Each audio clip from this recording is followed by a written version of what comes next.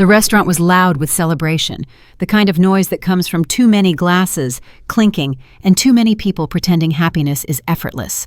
White tablecloths, gold-rimmed plates, soft piano music, drifting just loud enough to sound expensive. My graduation dinner. My parents insisted on this place. They said it was appropriate. My mother stood slightly from her chair, tapping her glass with a spoon. Conversations nearby slowed. Heads turned. My sister, seated across from me, lifted her phone before my mother even opened her mouth.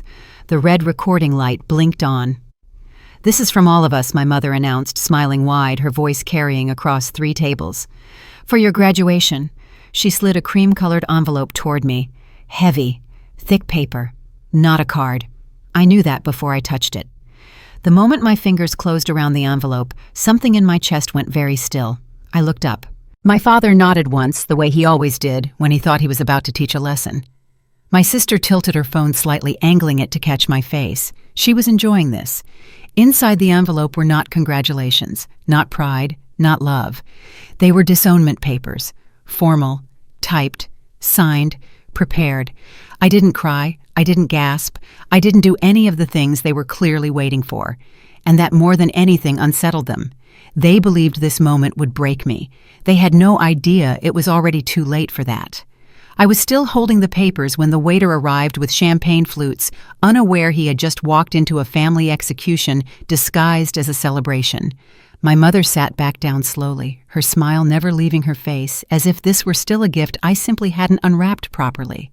Around us, other families leaned in toward each other, laughing, congratulating their children, toasting futures that were supposedly bright and uncomplicated.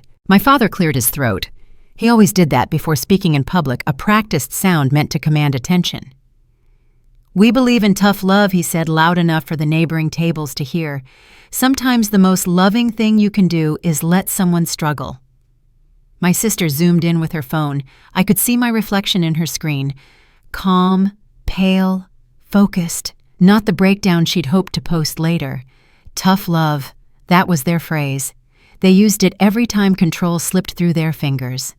When I didn't choose the major they wanted, when I didn't take the job my father lined up through one of his friends, when I didn't smile politely while my sister was praised for things I had quietly accomplished years earlier, my mother reached over and placed her hand on top of the envelope as if to claim it again. "We didn't come to this lightly," she said, her voice soft but performative. "We've discussed this as a family." A family. Interesting choice of words, considering the document in my hands stated in clear legal language that I was no longer part of one. My father continued explaining clauses and consequences as if he were presenting quarterly results. Removal from financial support, removal from family trusts, formal separation. Everything was written. Everything was signed. Everything was final. I noticed something, then something small but sharp. A date at the bottom of the first page. Not today's date, weeks earlier. This wasn't an emotional reaction. This was a plan.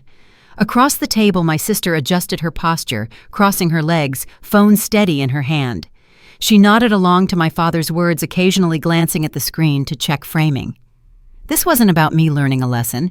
This was about documenting power. People were watching now, not trying to hide it. A woman at the next table had stopped eating entirely. A man across the aisle stared openly, his fork frozen halfway to his mouth. I wondered what story they'd tell later. The ungrateful child, the harsh parents, the awkward scene they were relieved wasn't theirs. My mother squeezed my hand gently, just once. "You'll thank us someday," she said. That was when something inside me shifted. Not anger, not sadness, clarity. I saw every moment I'd brushed aside, every holiday where my achievements were summarized in a sentence before the conversation moved back to my sister, every decision that had been framed as concern when it was really correction.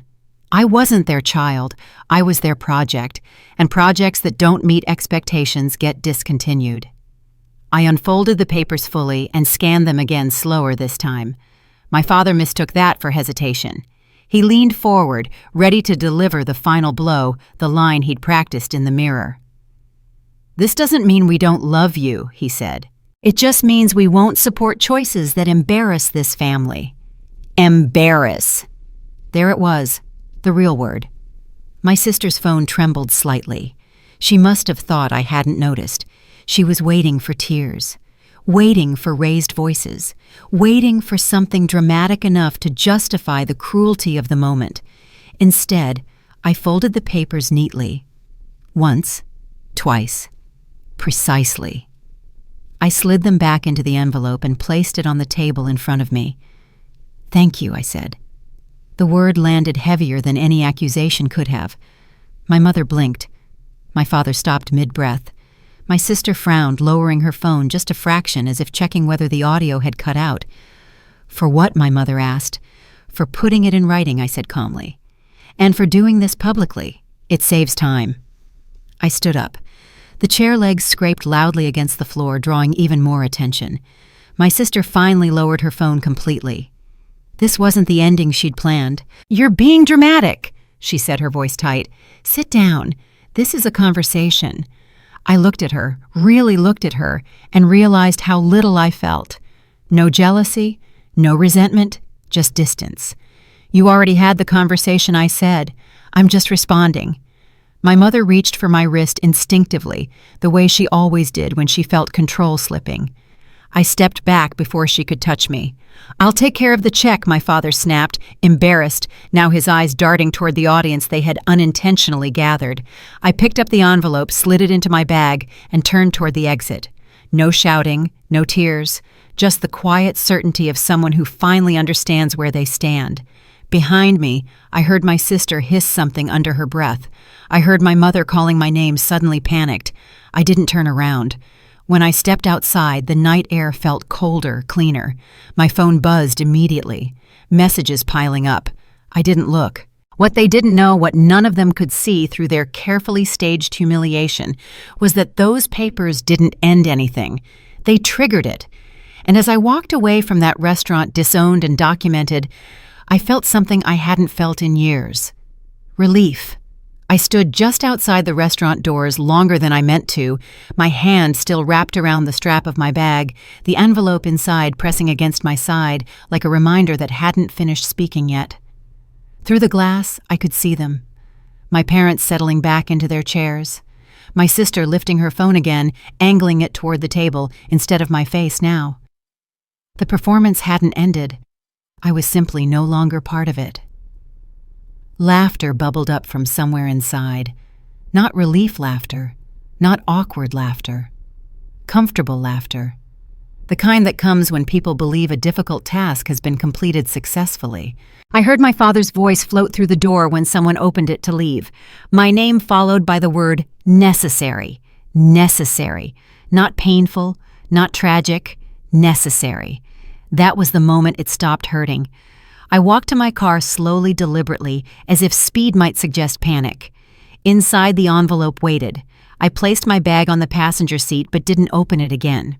I already knew what it said. What mattered now was why it had been written weeks ago and presented tonight under chandeliers and watchful eyes. They called it tough love. They always had. In my family, tough love meant obedience framed as wisdom. It meant approval with conditions and affection with footnotes. Love was not something you were given. It was something you earned by aligning yourself with their version of success. My sister had mastered that early. She learned how to nod at the right moments, how to mirror my mother's values, how to speak in a way that sounded independent while never actually straying. She was rewarded for it. Applause, opportunities, protection. I had chosen differently. Not rebelliously, just differently. And for that, I had always been managed. I started the engine, but didn't pull away. I needed to understand the shape of what had just happened, not emotionally, but structurally. This wasn't a family argument. This was a decision, and decisions leave fingerprints. When I finally drove home, my phone buzzed the entire way. Calls, messages, notifications stacking on top of each other. I didn't answer any of them. I parked, went inside, and set the envelope on my kitchen table like evidence waiting to be examined. Alone, without the restaurant lights or the audience, the papers felt even colder. I read them again, line by line. Formal language, clean formatting. Nothing rushed. This wasn't written in anger. It was written in certainty, names typed, not scribbled, dates consistent, clauses carefully ordered. And there it was again. The date. Weeks earlier. My parents hadn't disowned me at dinner. They had finalized it long before and simply chosen the most humiliating moment to deliver it. Graduation, public, celebratory. A perfect contrast for maximum effect. I imagined the conversations I hadn't been part of. The meeting where my future was discussed like a liability. The moment my sister suggested recording it for accountability. The nods of agreement. The quiet satisfaction of believing they were still in control. They believed this was closure. I placed the papers down and leaned back in my chair, staring at the ceiling. The shock had worn off completely, now replaced by something sharper. Recognition. This wasn't about money, or embarrassment, or discipline. This was about authority. They had lost their grip on me years ago, and this was their attempt to reassert it permanently. If they couldn't direct my life, they would remove themselves from it, in a way that looked decisive rather than desperate. Tough love, they called it. My phone buzzed again. This time I glanced at the screen. A message from the family group chat. I didn't open it, but I could see the preview. My mother's name followed by a long paragraph. Probably damage control. Probably framed as concern. Probably already being forwarded to extended relatives to establish the official narrative. I didn't respond. Silence had always unsettled them. They mistook it for weakness because they used noise to maintain power. Loud opinions, loud expectations, loud love. I knew better. As the night deepened, individual messages began to break away from the group. A cousin asking if I was okay, an aunt offering vague sympathy without questions. None of them mentioned the word disownment directly. It was as if saying it out loud might make it uglier. One message stood out. It was short, unexpected. You should know this wasn't as unanimous as they're pretending. No name attached, just the number. I stared at it for a long moment before setting the phone back down. I wasn't ready for allies yet. Not because I didn't want them, but because I needed to see how far my parents would go now that they believed the door was closed. They had made assumptions about me that night. Dangerous ones. They assumed I would beg, that I would panic, that I would try to negotiate my way back into a family that had just formally rejected me. They assumed I needed them more than they needed me. They always did. What they didn't understand was that disownment doesn't just remove obligation. It removes permission.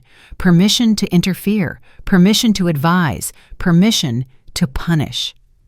For the first time in my life, I didn't have to explain myself to anyone who shared my last name. I placed the envelope into a drawer not hidden just out of sight. A reminder, not a wound. Then I poured a glass of water and stood by the window watching headlights move along the street below. Somewhere across the city, my parents were probably still at the restaurant, finishing dessert, reassuring each other they'd done the right thing. My sister might have already started editing the footage, trimming out anything that made them look cruel instead of principled. They believed the story was written. What they didn't realize was that by putting everything in writing, by making it official and irreversible in their minds, they had done me a favor. They had drawn a line so clear that there was no temptation to step back over it.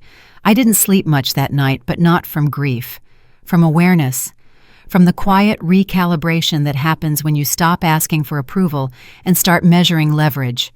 By morning, the envelope no longer felt heavy. It felt final. And in my family, finality had a way of changing who held the power. Morning light spilled across my apartment in thin, deliberate lines, the kind that made everything look calmer than it felt. I woke without the usual jolt of dread, without the instinctive urge to check my phone and brace myself for whatever message might be waiting. The silence was intentional. I left it that way. The envelope sat on my kitchen table exactly where I'd placed it the night before. Flat, neat, unthreatening now. I poured coffee, stood barefoot on the cool tile, and stared at it long enough to notice something I hadn't allowed myself to think about yet. The date. Not just the date on the disownment papers, but the date on something else entirely. It matched. Weeks earlier, in a quiet office far from my parents' orbit, I had signed my name on a different set of documents. No audience, No speeches, no cameras, just ink witnesses and a mutual understanding that what we were formalizing would change the direction of my life. At the time, I hadn't connected the timing. Now I couldn't unsee it. My parents believed I'd been drifting, that I was dabbling, playing at independence while waiting to come to my senses. They thought my life existed in a series of temporary phases that would eventually resolve back into something they recognized and approved. They were wrong. While they were busy measuring my choices against their expectations, I was building something they couldn't see because they never thought to look there. Not out of secrecy, but out of necessity. I'd learned early that visibility invited interference, and interference was their favorite form of love. I sat down and opened my laptop not to check messages, but to ground myself in something real.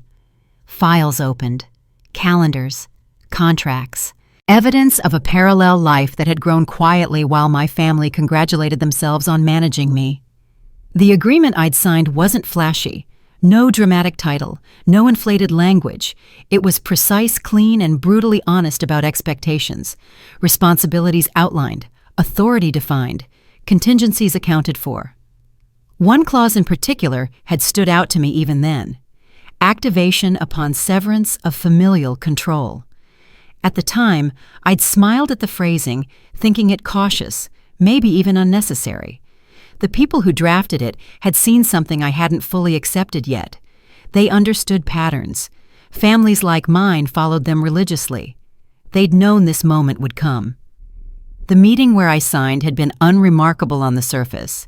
Neutral office, neutral walls, a table scarred by years of previous negotiations. The people there didn't care about my last name. They didn't ask about my parents or my sister or what I'd studied.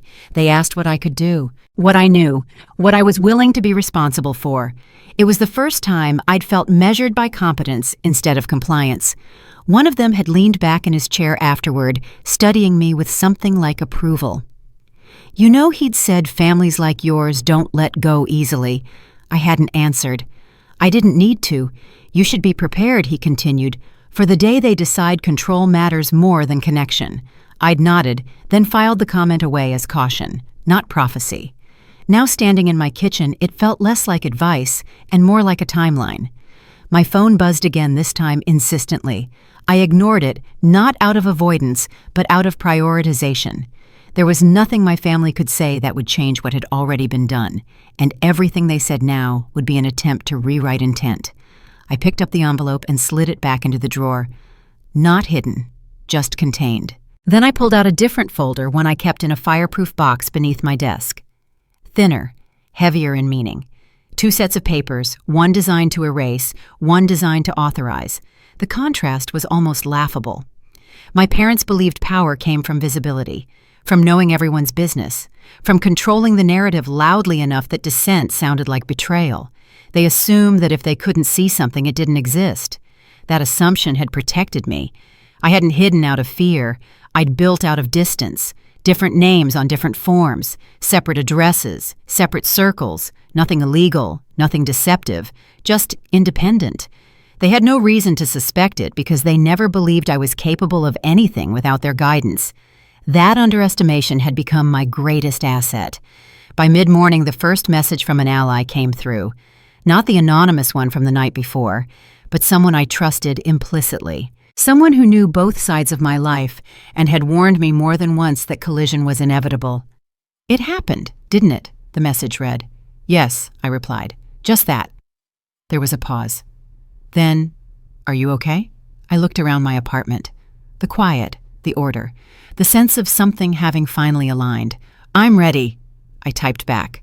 That was the truth. Not healed, not triumphant, ready. Later, as the day unfolded, more information trickled in without me asking for it. Whispers from circles my parents didn't realize overlapped with mine.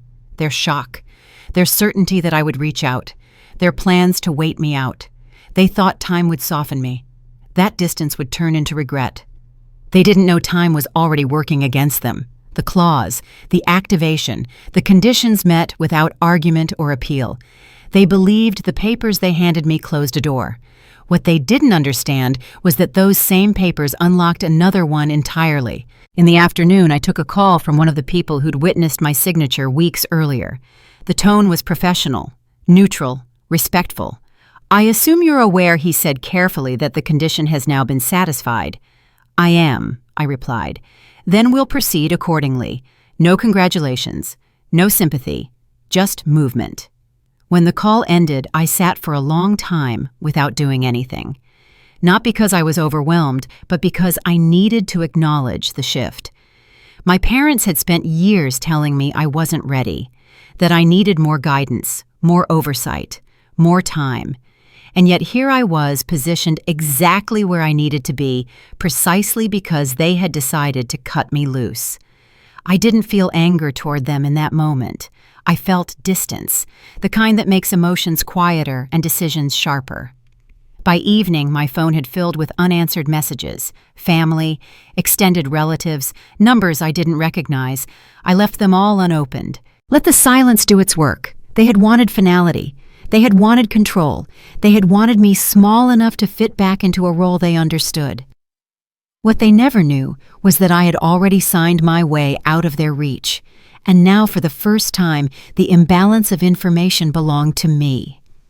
I found out about the meeting the same way I'd learned most important things in my family, by accident, and never directly. A voicemail from a distant relative, hesitant, carefully worded. "I thought you should know," she said, lowering her voice as if my parents might overhear through the phone. "They're all getting together tomorrow. Your parents, your sister, a few others. It sounds serious." She didn't say my name after that. She didn't have to. I stood in my kitchen phone, still pressed to my ear long after the line went dead. The word meeting echoed louder than it should have. In our family, meetings weren't about discussion. They were about alignment, about deciding what story would be told next and who would be written out of it. This one was happening without me. By the afternoon, the details sharpened. Not a dinner, not a casual gathering. A formal meeting scheduled midweek at my parents' house. People invited who had no business weighing in on my life unless something larger was at stake. Lawyers didn't attend family dinners. Accountants didn't bring folders to casual conversations. Whatever this was, it wasn't about mending fences. I imagined the room easily. The long dining table repurposed as a conference surface, papers laid out, water glasses untouched. My father standing at the head, already rehearsing authority. My mother arranging the seating to manage optics. My sister prepared to document everything that mattered and ignore what didn't. They were consolidating. They needed to. Cutting someone off publicly is one thing. Managing the fallout is another. They had a reputation to protect assets, to shield, and a version of events to solidify before questions started coming from the wrong directions. And they were doing it without me because exclusion was the point. I didn't feel offended. I felt confirmed. They were moving faster than expected, which meant fear had already crept in. Calm families don't rush to formalize narratives. Calm families don't need witnesses. That night my phone buzzed again. A new message. This one came with a name I recognized instantly. "I'll be there at Red. I'll listen. No promises. No sides declared. Just presence." I set the phone down slowly. The meeting would have an observer they hadn't accounted for. Someone who knew how my family operated and wasn't entirely convinced this was the right move. That mattered more than sympathy. The day of the meeting, I kept my schedule deliberately ordinary. Work, emails, a walk during lunch.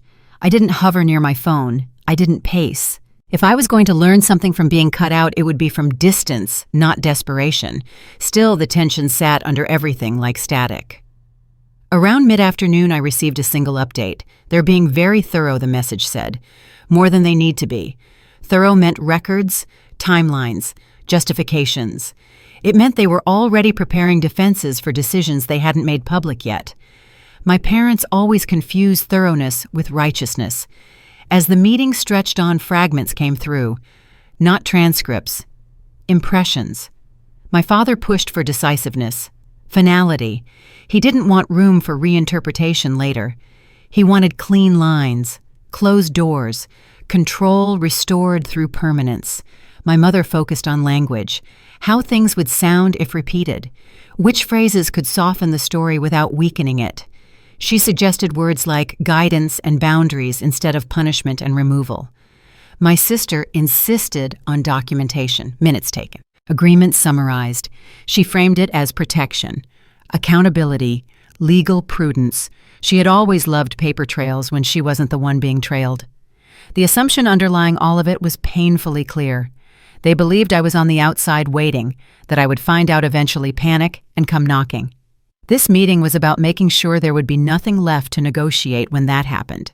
They were wrong about one thing. I wasn't waiting. Late in the afternoon, the tone shifted. The messages slowed. The pauses between updates grew longer. That usually meant disagreement. My father wanted speed. My sister wanted precision. My mother wanted deniability. Those priorities don't align easily. Someone questioned timing. Someone else questioned visibility.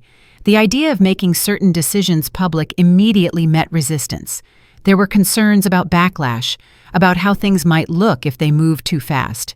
Fear again, this time less controlled. One decision they made in that room, one I didn't hear about until much later, would end up accelerating everything, a preventative measure they thought, a way to limit exposure. Instead, it narrowed their options.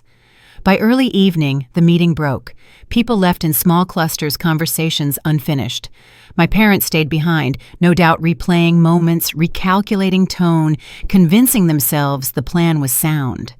My phone buzzed once more. They don't realize what they just did, the message said. But they will. I didn't reply immediately. I stood by the window watching the sky darken the city, settling into its usual rhythms. Somewhere across town, my parents believed they had tightened their grip. What they didn't understand was that meetings like that don't strengthen power. They expose its fractures. For the first time, I wasn't speculating about their intentions.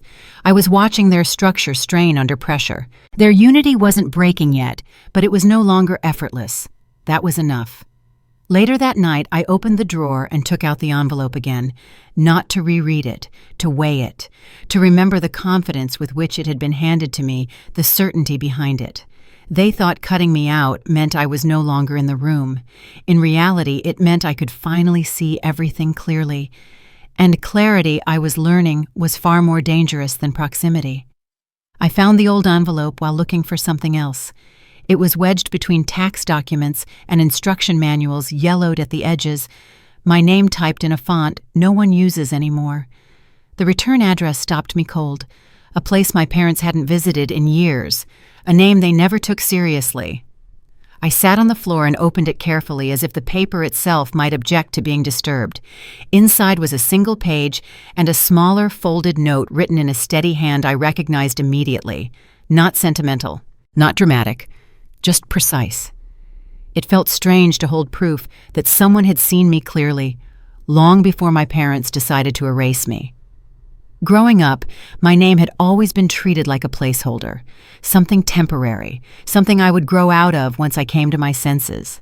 My sister's name was spoken with confidence, with certainty, with expectation. Mine was followed by qualifiers: curious, independent, difficult, promising if redirected. I remembered the way my father used to introduce me at gatherings. "This is my child," he'd say, and then pause as if waiting for applause that never came. My sister never got pauses. She got headlines. The person who wrote that letter never paused. I closed my eyes and let myself remember the first time they'd spoken to me without correction. I had been younger then, restless, already aware that something in my family's structure didn't fit me. They listened, not indulgently, not impatiently. They asked questions that assumed I had answers worth hearing. My parents didn't like them. They said the word with a tight smile, as if dislike were a mild inconvenience rather than a warning. They called them impractical, old-fashioned, out of touch. They minimized their influence the way they minimized anything they couldn't control. They never suspected the long game. The note inside the envelope was brief, a reminder, really. It referenced a conversation from years ago, one I'd assumed had been forgotten by everyone else, even if it hadn't left me. "If you ever find yourself formally excluded," it read, Know that the safeguards are already in place. Follow the instructions. Trust the timing. There was no signature. There didn't need to be. I sat there longer than I should have, the envelope open on my lap, the weight of it pressing into my thoughts. This wasn't nostalgia. It was alignment. Pieces falling into place with an inevitability that felt almost unsettling. Back then, when they'd first spoken to me about protection, I hadn't understood the depth of it. I'd assumed they were being cautious, paranoid even. My parents were difficult, yes, but surely not that predictable. I had underestimated them, just not in the way they underestimated me.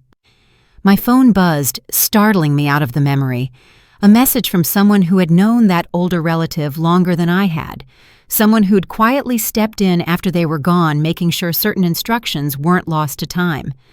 "You found it?" The message read. I didn't ask how they knew. Some people have a way of sensing when a door opens. "Yes," I typed back. "Good. Then you should also know this wasn't meant to hurt them. It was meant to stop them." I read that sentence twice. Stop them. From what I wondered, from punishing, from rewriting history, from using family loyalty as leverage when it suited them and discarding it when it didn't, from doing exactly what they had done at my graduation dinner. I stood and placed the envelope back where I'd found it, but this time I added something else to the folder, a copy of the Disownment papers. Side by side, past and present, finally acknowledging each other. The realization settled in slowly, then all at once. The disownment wasn't just an emotional rupture. It was a trigger. A condition anticipated years ago by someone who understood my parents better than they understood themselves. The timing wasn't cruel. It was exact. Later that afternoon, I drove past my childhood home without stopping. The house looked the same as it always had. Trimmed hedges, fresh paint, everything in its place. My parents loved appearances that suggested stability. They believed maintenance was the same thing as care. I remembered sitting at that kitchen table years earlier, being told my ideas were interesting, but unrealistic. That my ambitions were admirable, but misguided. That I would understand one day why certain paths were discouraged. I understood now. They hadn't been trying to protect me. They had been trying to preserve a system where they remained essential, where approval flowed one way and compliance flowed the other. The older relative had seen through that immediately. They had watched my parents praise control and call it love. They had watched my sister learn the rules and thrive inside them. And they had watched me chafe not because I was rebellious, but because I was incompatible. So they had planned, quietly, carefully, without spectacle. I pulled over and sat in my car, hands resting on the steering wheel, breathing in the familiar smell of upholstery and dust. I thought about how my parents would react when they realized the past had teeth, when they learned that the name they'd dismissed had been legally anchored in places they never bothered to check. Not yet, I reminded myself. Not yet. Power doesn't need to announce itself early. It needs to wait until resistance becomes impossible. That evening, I received another message from the observer at the family meeting. Short, neutral, weighted. They're confident, it said. Too confident. That was the danger of certainty. It blinds you to patterns repeating. I replied with a single word. Understood. I didn't feel joy at the thought of what was coming. I felt steadiness. The kind that comes when you stop questioning your reality and start trusting your preparation. My parents believed the story began the night they handed me those papers. They believed my exclusion was the first decisive move. They were wrong. The story had begun years earlier when someone they underestimated decided to protect the one child they couldn't control. And now, with the trigger pulled by their own hands, that protection was finally waking up. Something shifted before anyone said it out loud. It wasn't dramatic at first. No headlines. No frantic calls. Just small inconsistencies that didn't fit the version of control my parents liked to project. A delayed response where there was usually immediate authority. A meeting rescheduled instead of commanded. Silence where confidence should have been. I noticed it through other people, not them. A colleague who worked adjacent to my family's business mentioned casually that a deal was taking longer than expected. An advisor I barely spoke to asked a question that suggested uncertainty, not strategy. These weren't alarms. They were tremors. By the end of the week, the tremors became patterns. My parents' world was starting to shake, and for the first time, it wasn't because of me. They had always moved through life with the assumption that momentum belonged to them, that problems could be smoothed over with enough pressure, enough reputation, enough carefully placed calls. Watching that assumption fail was unsettling in a way I hadn't anticipated. The issue wasn't a single crisis. It was a convergence, a financial strain they hadn't planned for, a legal review that refused to be rushed, a reputational concern that spread faster than their influence could contain. Each problem fed the next, narrowing their options in real time. What struck me most was the speed. They were used to dictating timelines. Now deadlines were being handed to them. My sister reacted first. She always did when control slipped. She made calls late into the night, sent emails marked urgent, tried to insert herself into conversations that no longer needed her approval. The calm precision she prided herself on started to fracture. My father grew sharper, shorter, less patient. Authority without confidence is loud, and his voice rose accordingly. He pushed for solutions that would have worked a year ago. They didn't land now. My mother focused on appearances as expected. She smoothed, reassured, insisted everything was under control. But her reassurances came too often. They were starting to sound like requests rather than statements. They were afraid. I didn't feel satisfaction watching it unfold. I felt confirmation. This wasn't karma, it was consequence. Their first real mistake under pressure came quietly. They reached for help they would have mocked months earlier. Outside expertise, neutral parties, people who didn't care about their last name or their history. That decision alone told me how serious it had become, because those outsiders didn't answer to them. Through channels they didn't know existed, I began receiving updates. Nothing dramatic, just enough to map the trajectory, where the strain was greatest, where resistance was forming, where their usual leverage failed. They were no longer the strongest presence in the room. What they didn't realize was how close their crisis sat to something I was already part of, not as a cause, not as a savior, but as a point of intersection they hadn't accounted for. The overlap was subtle, intentional, designed that way. One afternoon, my phone rang with a number I recognized immediately. Not family, not an ally, someone professional, someone precise. We're approaching a threshold, they said after a brief greeting. If certain conditions aren't met, decisions will be made without their input. I understood exactly what that meant.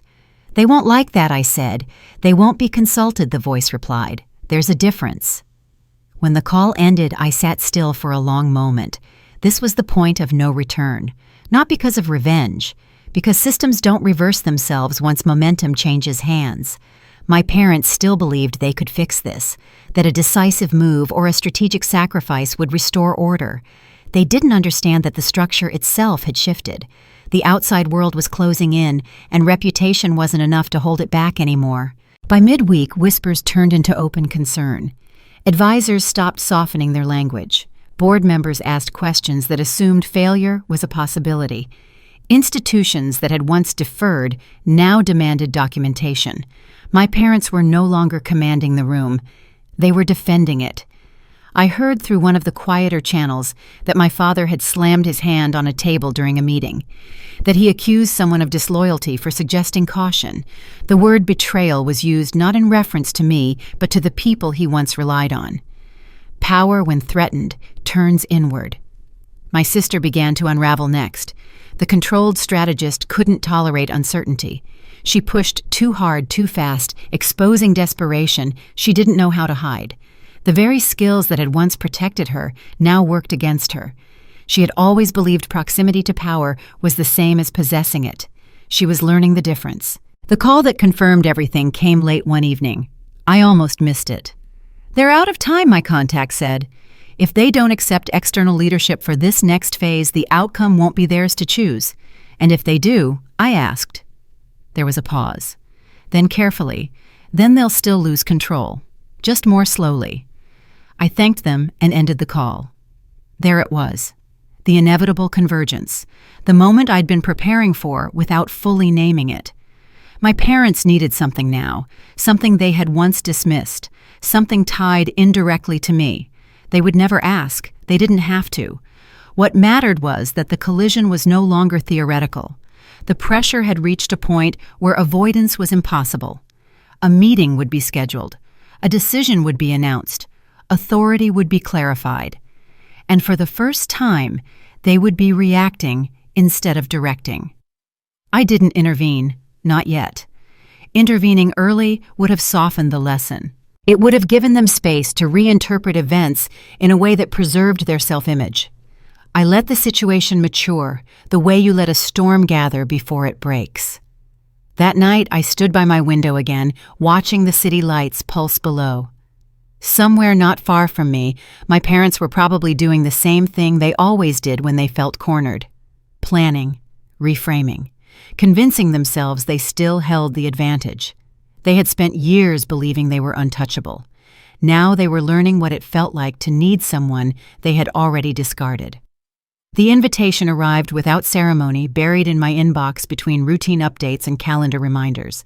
No emotion, no explanation, just a date, a location, and language that made it clear attendance was not optional.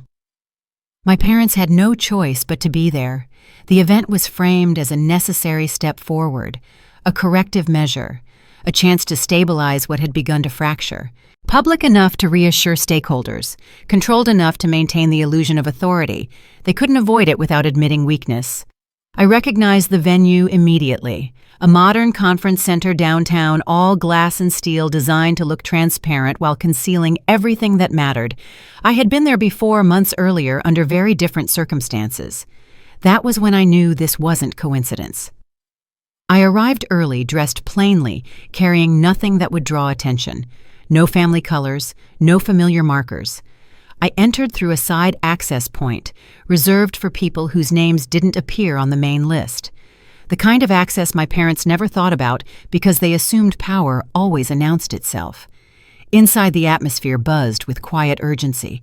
People spoke in lowered voices, eyes flicking toward phones, folders held a little too tightly. This wasn't confidence. It was anticipation, edged with fear. I took my place without being noticed. From where I sat, I could see them clearly. My father paced near the front of the room, jacket still on, tie, loosened in a way meant to suggest casual command. He scanned faces as people entered, nodding when he recognized someone, frowning when he didn't. My mother stood near him, posture immaculate, smile controlled. She greeted people warmly, smoothing edges before they could cut. If anyone noticed her hand trembling slightly when she adjusted her bracelet, they didn't mention it. My sister sat a few rows back, laptop open, fingers already hovering over the keyboard. She was prepared, she always was, prepared to document, to reframe, to protect. None of them looked in my direction. That should have stung. It didn't. I watched them from the other side of the glass they didn't realize existed. Observed how stress altered their movements, sharpened their voices, stripped away the ease they once wore like armor. They were nervous. The meeting began with formalities, introductions, titles, reassurances that everyone was there for the same reason: stability, continuity, resolution. My father spoke first. He always insisted on that. His voice filled the room, confident but brittle around the edges. He outlined challenges, framed setbacks as temporary, emphasized legacy as if it were a shield rather than a liability. People listened, politely, carefully, but they didn't relax. When questions came, they came from directions my parents weren't used to. Precise, inconvenient, unanswered. Each one chipped away at the illusion that this was still their room. My sister typed furiously, glancing up only when something landed particularly hard. Her jaw tightened. She whispered something to my mother, who nodded once, then leaned closer to my father. The dynamics were shifting in real time. At one point, a phrase caught my attention. My father used a word he'd mocked me for years ago, a term he'd dismissed as theoretical when it came from my mouth. Now he wielded it desperately, hoping it would buy credibility. I almost smiled. The person they believed held the real power hadn't spoken yet. A senior intermediary sat calmly near the center of the room, listening, hands folded, eyes sharp. My parents deferred to him instinctively, adjusting their tone whenever he shifted. They thought he was the one who mattered. They didn't know he answered to someone else. There was a moment, brief but electric, when my sister's eyes flicked toward me. Not recognition, just a pause, as if something about my posture or presence brushed against memory. Then she looked away, dismissed. It returned to her screen. Even if she had recognized me, it wouldn't have changed anything. The meeting tightened. Options narrowed. The language grew more urgent, less polished. Deadlines replaced visions. Conditions replaced assurances. My parents agreed to things they would have rejected outright weeks earlier. Concessions disguised as strategy. Control slipping through fingers clenched too tightly. I felt no urge to intervene. This wasn't my role yet. The intermediary finally stood, signaling the transition to the meeting's final segment. The room quieted instantly. This was it. The part everyone had been waiting for, whether they admitted it or not. He spoke about leadership, about accountability, about the need for decisive action guided by experience rather than legacy. His words were measured, deliberate, leaving no space for misinterpretation. My parents leaned forward, hopeful despite themselves. They believed relief was coming, that the hard part was over. I knew better. The intermediary glanced at his notes, then toward a figure seated just outside my parents' line of sight, someone they hadn't bothered to identify because the name wasn't familiar. Me. My pulse didn't change. My breathing stayed even. This wasn't the moment to feel anything. Not yet. He cleared his throat. "There's one final matter," he said, his voice carrying easily. "Before we proceed, authority for this next phase must be formally acknowledged." The room held its breath. My parents straightened. My sister's fingers froze above the keyboard. I didn't move.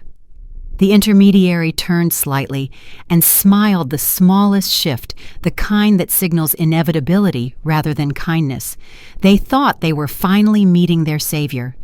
What they didn't know was that I was already in the room, waiting for my name to be called. The room fell into a silence so complete it felt engineered. Chairs stopped shifting, papers stilled. Even the hum of the air system seemed to fade, as if it knew better than to interrupt what was coming. The intermediary stood at the front, hands resting lightly on the table, eyes scanning the room with the calm of someone who already knew the outcome. My parents leaned forward at the same time. Hope does that to people. It synchronizes them. "This next phase," the intermediary said, "requires clarity of authority." My sister's fingers hovered over her keyboard, poised to capture the moment she believed would restore order. My mother's smile tightened, rehearsed, and ready. My father adjusted his jacket, the familiar gesture he used whenever he believed control was about to be returned to him. The intermediary glanced down once more, then looked up.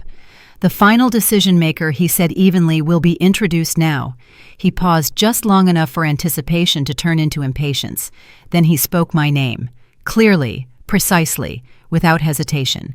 For a fraction of a second, nothing happened. The sound didn't register as meaning. It existed as noise detached from consequence. My parents' faces remained expectant, waiting for the explanation that would make sense of what they'd just heard. My sister was the first to react, not emotionally, cognitively. Her eyes narrowed, her head tilting slightly as she replayed the name in her mind, searching for context relevance, any file she might have overlooked. My mother turned halfway toward me, then stopped. Recognition flickered, then confusion drowned it. She smiled again, uncertain now, as if this were a misunderstanding that would correct itself if she just waited. My father didn't turn at all. He stared straight ahead, jaw tightening, convinced this was a procedural error. The intermediary continued, his voice steady. "As Chief Executive Officer for this engagement, they will assume full authority effective immediately." That was when the room moved. Chairs scraped back, heads turned. Conversations died mid-breath. People followed the line of authority, the way iron filings follow a magnet, and suddenly every eye was on me. I stood, not dramatically, not slowly, just enough to acknowledge what had already been decided. The silence shifted from anticipation to shock. My parents' faces changed in stages. Denial first, then calculation, then something darker, heavier, as the implications began to assemble themselves without permission. My mother's hand went to her chest, not theatrically, but reflexively. My sister's laptop closed with a sharp click, her knuckles white as she gripped the edge. My father finally turned, really turned, and looked at me as if I were a stranger wearing my face. "This must be a mistake," he said too loudly. The intermediary didn't look at him. "It isn't," he replied simply. He began listing credentials, not boasting, not praise, facts, roles, decisions already executed. Each sentence tightened the space around my parents, stripping away the possibility of interruption. I said nothing. Letting others define your authority is far more effective than announcing it yourself. My sister found her voice then. "You can't be serious," she said, standing halfway before stopping herself. "This is a conflict. There are ethics involved." The intermediary met her gaze calmly. Those were reviewed, extensively. Her mouth opened, then closed. For the first time in my life, she had no angle to exploit. My father tried again. "We weren't informed of this arrangement. You were informed of the outcome," the intermediary replied. "Your awareness of the process was not required." The words landed hard. Around the room, people began to shift away from my parents subtly but unmistakably. Distance forming where alignment used to be. Power does that. It redraws the room without asking permission. I finally spoke. "Please continue," I said. The intermediary nodded and outlined the terms. Not negotiations, conditions, timelines, consequences for non-compliance, each one publicly binding, each one anchored to decisions my parents had already made days earlier in their attempt to contain the crisis. They were trapped by their own urgency. My mother shook her head, eyes shining now but still careful. "This doesn't make sense," she said softly, turning toward me, as if I might reassure her. "Why are you doing this?" I held her gaze without anger. "I'm not doing anything I said. I'm accepting responsibility." The distinction mattered. My father's composure finally cracked. "After everything we've done for you," he snapped, "forgetting the room, forgetting the audience, you do this to us." A ripple moved through the attendees, not sympathy, discomfort. I didn't raise my voice. I didn't lower it either. "You handed me papers in public," I said evenly. "You made your position clear. I respected it." My sister stared at me, eyes searching my face for something familiar, something she could use. "You planned this?" she said quietly. "No," I replied. I prepared for it. There was a difference they had never learned to recognize. The intermediary stepped in again, bringing the focus back to structure. Decisions were finalized, documents distributed, acknowledgments required. People signed where they were told, the sound of pens against paper echoing louder than it should have. My parents sat frozen. When the meeting adjourned, the room erupted into controlled chaos. Calls placed, conversations sparked. People moved quickly now, aligning themselves with the new reality before it could leave them behind. My parents didn't move. I stood there for a moment longer, watching them absorb the truth they had tried to avoid for years. That authority isn't inherited. It's granted by systems they no longer controlled. My mother finally stood and reached for me, stopping short when she realized how inappropriate the gesture was now. "We need to talk," she said, voice trembling. "There will be time," I replied. "Later. Not now. Not here." My father said nothing. He looked older than I remembered, smaller. The certainty he wore like armor had been stripped away in a single announcement. As I walked toward the exit, people parted instinctively, not out of fear, out of recognition. At the door, I paused and looked back once, not to gloat, to acknowledge the finality of the shift. When my name was called, their world didn't end. It simply stopped belonging to them. The room didn't empty all at once. It fractured. Clusters formed and dissolved, conversations overlapping in low, urgent tones. Phones came out. Doors opened and closed. The kind of controlled chaos that follows a public shift in power. People moved quickly, recalibrating loyalties in real time. My parents stayed seated long after the meeting officially ended. From a distance, they looked composed. Too composed. The kind of stillness that comes when someone is trying to keep a collapse contained behind their ribs. My sister paced near the wall phone, pressed to her ear, her voice sharp and urgent, already trying to stitch together damage control. I didn't approach them. Not yet. Letting silence stretch after a reveal is just as important as the reveal itself. Outside the room, the consequences began stacking faster than anyone could track. Advisors demanded clarification. Partners requested assurances. Questions that had once been deferred were now being asked openly without apology. My parents' authority had been punctured in public. That kind of wound doesn't bleed immediately, it spreads. My sister was the first to break formation. She crossed the room quickly and intercepted me near the exit, lowering her voice as if proximity might restore familiarity.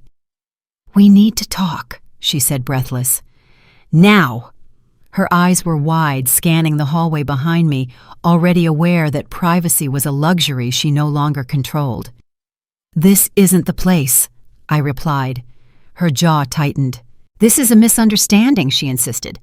"We can fix this." "Fix," the word she used whenever something slipped beyond her planning. I looked at her, then really looked at her, the woman who had always thrived inside our parents' structure now unraveling as it rejected her along with them. "There's nothing to fix," I said. "The process is already moving." She opened her mouth to argue, then stopped when a man in a tailored suit stepped between us, nodding politely in my direction before turning to her. "They're waiting for you," he said, not asking, informing. She stared at him, then at me, something close to fear flashing across her face before she turned away. My parents approached next together this time. My mother first, as always.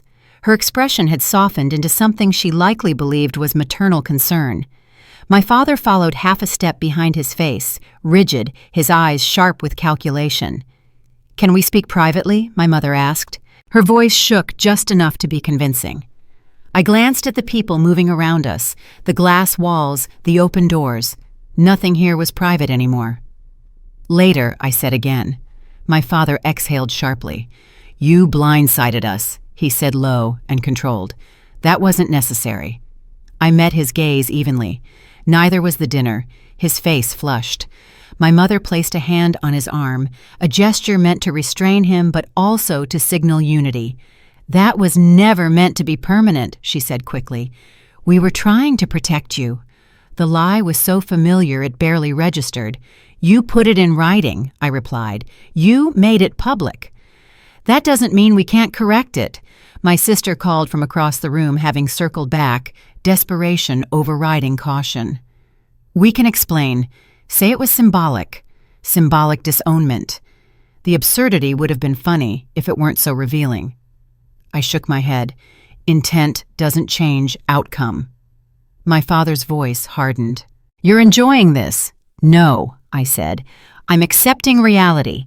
They looked at me as if I'd spoken a foreign language. The pressure around them intensified as more people approached conversations, halting mid-sentence when they realized who now stood at the center of gravity. My parents were being isolated without anyone ever saying the word. This was panic, not loud, not messy, contained but undeniable. Within hours, the narrative they had controlled for years began slipping through their fingers. News traveled faster than explanations. The version of events they'd rehearsed no longer mattered once others started asking their own questions. And questions were everywhere. By evening, the first formal notices arrived, reviews initiated, agreements paused, oversight imposed, each one polite, each one non-negotiable. My parents retreated into private spaces they no longer owned. My sister stopped calling and started texting her messages shorter, less certain. "We need to talk. Please, this is getting out of hand." I didn't respond. That night I received a call from someone I trusted, someone who had been quiet until now. "They're opening a review," they said. "Full scope." I closed my eyes briefly. Because of the meeting, because of everything the voice replied, and because of something else. What? The Disownment papers. The words landed heavier than I expected. They triggered it. The voice continued. "The condition we discussed years ago, it's active now." I felt a slow, steady calm settle in my chest, the kind that comes when inevitability finally steps into the light. "Are they aware?" I asked. "Not yet." I exhaled slowly. "They will be. They will." The voice agreed. "Soon." I ended the call and stood by the window watching the city lights flicker below. Somewhere out there, my parents were scrambling, trying to regain footing on ground that no longer recognized them. They were begging me to forget the papers they handed me, to pretend the dinner had been a misunderstanding, to restore the order that had always favored them. What they didn't know was that those same papers had already unlocked something far worse, something that didn't require my permission, and once activated, it wouldn't be silenced by apologies. The call came the next morning exactly when I expected it, not early enough to feel urgent, not late enough to feel avoidant. The timing was deliberate, professional, stripped of emotion. When I answered, the voice on the other end didn't ask how I was doing or whether I was prepared. It didn't need to. "We're confirming that the condition has been satisfied," the voice said. "Proceeding now." I closed my eyes briefly and leaned back in my chair. "Understood." There was a pause, then a soft shuffle of papers. "You should be aware," the voice continued, "that once this step is finalized, there is no mechanism for reversal." "I'm aware," I said. That was the end of the conversation. No congratulations, no reassurance, just the quiet click of a process moving forward without anyone asking how it felt. My parents still believed the disownment letter was the center of this story, the dramatic piece, the emotional weapon. They thought it was the most consequential document they had ever signed. It wasn't. Years ago, long before the graduation dinner, long before my name became something they said with frustration instead of pride, another document had been drafted. Not in secret, not hidden, simply ignored. They had known it existed. They just never read it closely. At the time, it had seemed like a formality, something put in place by someone who understood my family's habits better than they ever admitted.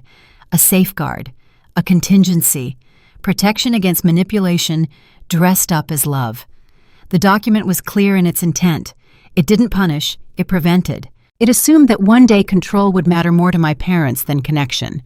That exclusion would be used not as consequence, but as leverage. It anticipated the exact language they used, the exact steps they took. Formal removal, written declaration, public acknowledgement, all of it. The triggering condition wasn't emotional abandonment, it was procedural exclusion. Once I was formally removed from the family structure, they controlled authority shifted automatically. No debate, no appeal.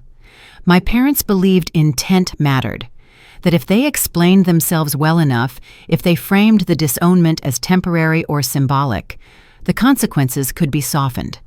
The document didn't care about intent, it cared about action. By the time the call ended, the machinery was already moving. Notifications sent, filings prepared, oversight transferred, everything done quietly, efficiently, without spectacle. I didn't tell my parents. I didn't need to. They would find out the same way I had found out about so many things in my life, indirectly, through a voice that wasn't mine. The architect of the safeguard had once explained it to me in simple terms. Families like yours, they said, don't respond to confrontation. They respond to structure. At the time, I hadn't fully understood. Now, I did. This wasn't revenge. It was correction. The document didn't strip my parents of dignity. It stripped them of leverage. Authority that had gone unchecked for decades was redistributed, not seized. Control moved away from those who used it punitively and toward systems that demanded accountability. My parents could no longer decide who mattered and who didn't. They could no longer rewrite the past to justify the present. They could no longer threaten exclusion as a form of discipline. One clause in particular ensured that reconciliation couldn't be used as a backdoor, even if they apologized, even if they begged, even if they publicly reversed their position. Once activated, the document stood on its own. By midday, the confirmation arrived, finalized, filed, acknowledged. I sat at my desk and stared at the screen longer than necessary, not because I was uncertain, but because I wanted to mark the moment. There are points in a life where something shifts permanently, whether you celebrate it or not. This was one of them. My phone rang shortly after. My mother. I let it ring. Then my father. Then my sister. The pattern was familiar. Escalation through proximity. If one voice failed, they sent another. If authority failed, they tried emotion. I didn't answer any of them. Instead, I took a walk. Outside. Into the afternoon air. The world felt unchanged, indifferent in the way only truth can be. Cars passed. People laughed. Someone argued loudly into a phone on the corner. Life continued. When I returned, there was a message waiting, not from family, from someone who had been part of the process from the beginning. "They've been notified," the message read. I exhaled slowly and typed back, "Thank you." I imagined my parents receiving the news, the disbelief, the scramble, the sudden realization that this wasn't a misunderstanding or a negotiation tactic. This was law. They would search for someone to blame, each other, me, anyone but themselves. They would replay the dinner, the meeting, the words they used trying to find the moment they could have changed the outcome. They would miss the point entirely. The outcome wasn't decided at the graduation table. It was decided years earlier when someone saw what was coming and chose preparation over confrontation. That evening, I finally listened to the voicemail my mother had left earlier. Her voice was strained, careful, threaded with disbelief. "We need to talk," she said. "This has gone too far." Too far. I deleted the message. The disownment papers they handed me had been meant to erase my place in the family, to remind me that belonging was conditional, temporary, revocable. In truth, they were the final signature needed to take control out of their hands forever, and once the system recognized that there was nothing left to argue about. The noise faded faster than I expected. A few days after everything became official, the constant ringing stopped. The urgent messages slowed, then disappeared entirely. The chaos that had followed the announcement retreated behind closed doors, handled by lawyers, administrators, and systems that didn't care about feelings. For the first time since the graduation dinner, my phone sat untouched on the table for hours at a time. It was strange how quiet power could be once it settled. I was called into a meeting midweek not as a formality, but as a choice. A review of what now fell under my authority, what I could claim, what I could restructure, what I could dissolve entirely if I wanted to. The scope surprised even me. Access, decision-making rights, oversight of assets that had once been wielded like weapons, the ability to redirect, reassign, and redefine things my parents had treated as extensions of themselves. No one framed it as revenge. No one framed it emotionally at all. It was presented the way power always is once it becomes legitimate. Calmly, neutrally, as a series of options. "You're entitled to all of it," one advisor said almost casually. "There's no obligation to preserve anything in its current form. All of it." The words lingered long after the meeting ended. On the walk home, I replayed them over and over, not with excitement, but with weight. Because taking everything would have been easy. Legally clean, justified. No one would have questioned it. But ease had never been the same thing as right. I sat at my kitchen table that night with a notepad and wrote 2 lists. What I could take. What I actually needed. The first list was long. The second was precise. There was a difference between restoring balance and becoming the thing that had hurt me. Between reclaiming autonomy and inflicting loss simply because I could. Power doesn't test you when you don't have a choice. It tests you when you do. The next morning, I made my decisions. Some things were restructured immediately, control removed from places where it had been abused, safeguards reinforced, authority redistributed so no one person could use it the way my parents had used it on me. Other things I left untouched, not because they deserved protection, but because I no longer needed to prove anything through destruction. When the confirmations came through, they were simple. Adjustments made, instructions acknowledged, boundaries enforced. One advisor raised an eyebrow as we reviewed the final list. "You could have gone further," they said. "I know," I replied. They nodded, understanding exactly what that meant. My parents tried one last time, not through intermediaries, not through formal channels, directly. My mother called first. I didn't answer. Then my father. Then my sister sent a message that was longer than anything she'd written before, paragraphs stacked on top of each other, logic tangled with emotion. They asked for a meeting, a private one, somewhere neutral. Against my better judgment, I agreed. Not because I owed them anything, but because I wanted to be certain of my decision. We met in a quiet office space I didn't associate with them. No family photos, no familiar power dynamics, just 4 chairs and a table. They arrived together sitting close as if proximity might restore unity. My mother spoke first, of course. "We never meant for things to go this far," she said, eyes glossy but alert. "We were trying to help." My father nodded beside her. "You misunderstood our intentions." I didn't interrupt. I let them speak until they ran out of words. When the silence settled, my sister leaned forward. "You don't have to do this," she said. "You can stop it. You can fix it. Fix it." The same word again. "There's nothing broken," I said calmly. "There's just a new structure." My mother reached across the table, then stopped herself halfway, her hand hovering in the space between us. "We're family," she said softly. "That has to mean something." It did, just not what she wanted it to mean. "I've already decided what I'm taking," I said, "and what I'm not." My father's jaw tightened. "You're leaving us with nothing." I shook my head. "I'm leaving you with exactly what you built, just without control over me." They stared at me as if I were speaking in riddles. "You can apologize," my sister said quickly. "We can apologize. We can make a statement. Say we were wrong." "That won't change anything," I replied. "Why not?" my mother asked, her voice breaking.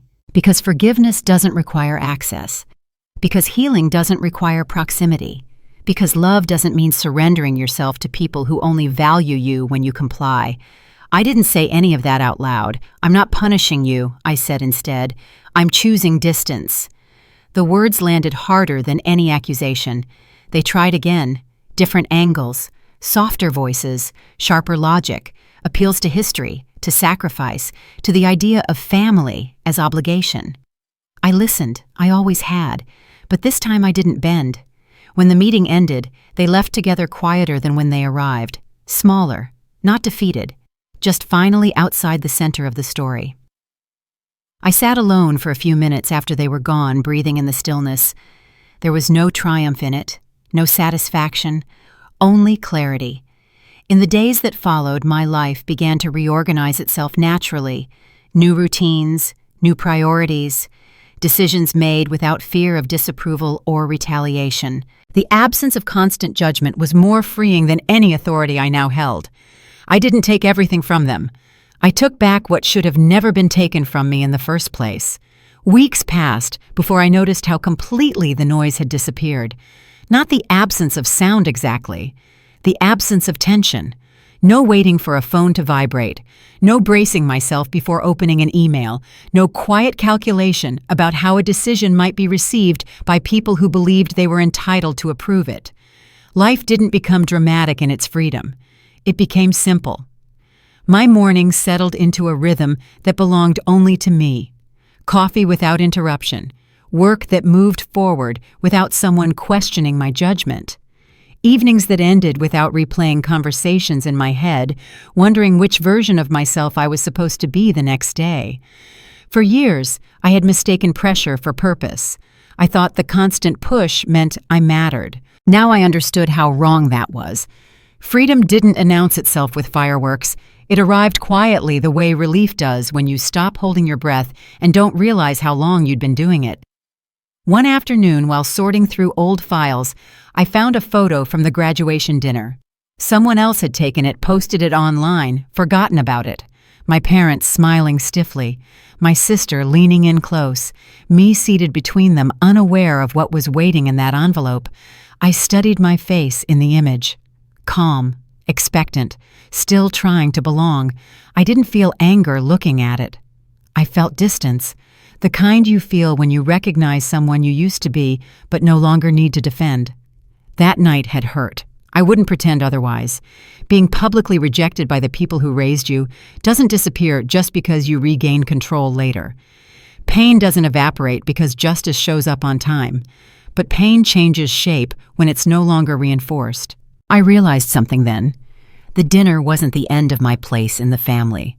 It was the end of my need for their permission, the end of waiting for validation that was never coming. They had needed that moment, needed to prove something to themselves, needed to believe they were still the ones deciding who mattered. I didn't need to prove anything back. I never sent my parents a final message, never delivered a speech, never explained my reasoning in a way that might make them feel absolved. Closure didn't require an audience. I carried my final message in the choices I made afterward. I didn't reach out. I didn't retaliate. I didn't attempt to rebuild something that had always been conditional. Distance wasn't punishment. It was alignment. Occasionally, I'd hear fragments, through other people, through rumors softened by time, my parents adjusting to a smaller world, my sister redefining herself without proximity to power she never truly owned. I wished them no harm. I simply didn't make room for them anymore. The strangest part was how little space they occupied in my thoughts once the structure changed. When control disappears, obsession fades with it.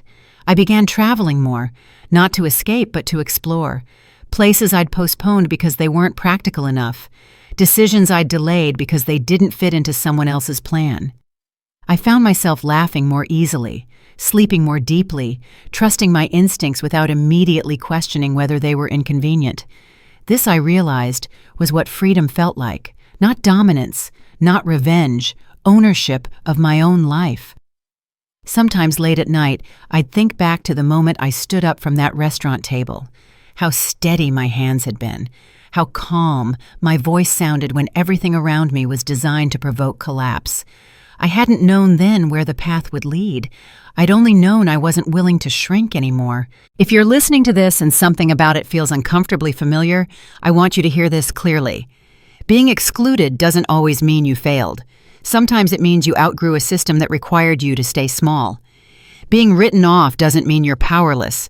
It often means someone is afraid of what you'll become without their control. And walking away with dignity is not weakness. It's one of the strongest decisions you can make. I didn't win because I outplayed them. I won because I stopped playing their game. They thought taking my name away would make me disappear. What it actually gave me was the freedom to finally become myself. If this story resonated with you, I'd love to hear your thoughts. Have you ever been underestimated by the people who were supposed to support you? Have you ever walked away quietly and realized later it was the bravest thing you'd ever done? Share your experience in the comments. You're not alone in it. And if you want to hear more stories like this, stories about quiet strength, dignity, and justice that doesn't need to shout, consider staying with the channel. Subscribe and be part of a space where these stories are told honestly. Sometimes the most powerful revenge isn't destruction. It's living well on your own terms.